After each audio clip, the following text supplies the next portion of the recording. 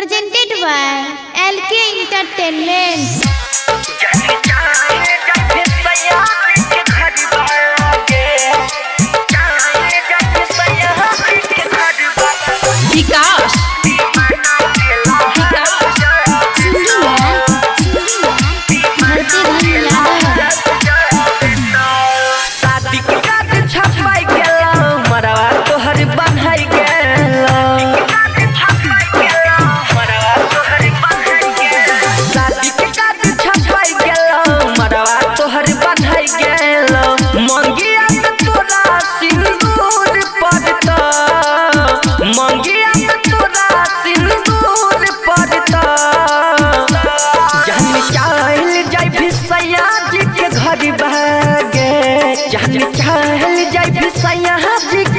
दीवाना केला हाथ जारता जान चल जाए सैया जी के घर बा दीवाना केला हाथ जारता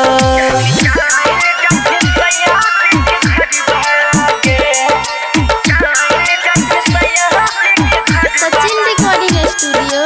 सहरसा। डीजे विकास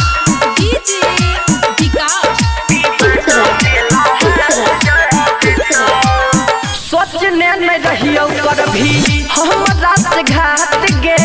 खेल गेल खेला कैसन जिंदगी के साथ गे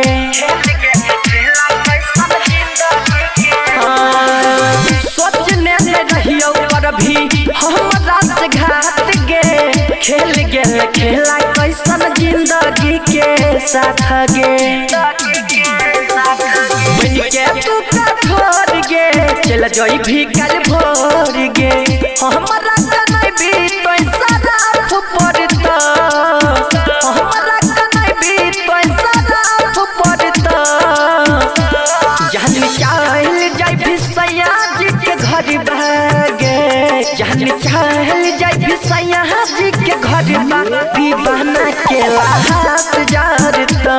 जान चल जाई भी सैया जी के घर बा दीवाना केला हाथ जारता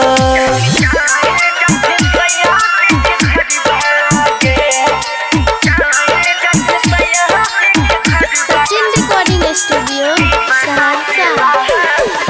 डीजे विकास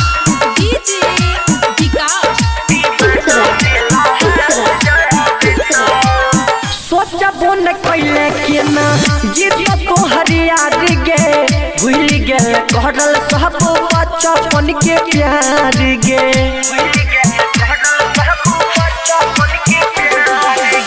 सोचबो न कैले के ना जीत तो हरियार गे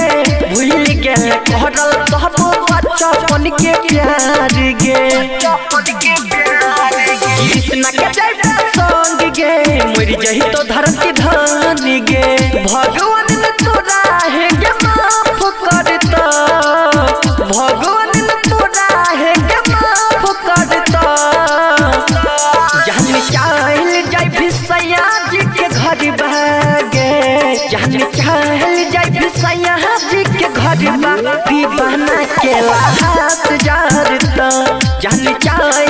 भी सैया जी के घर बा दीवाना केला हाथ जारता मिक्स बाय सिक्कू सावरिया।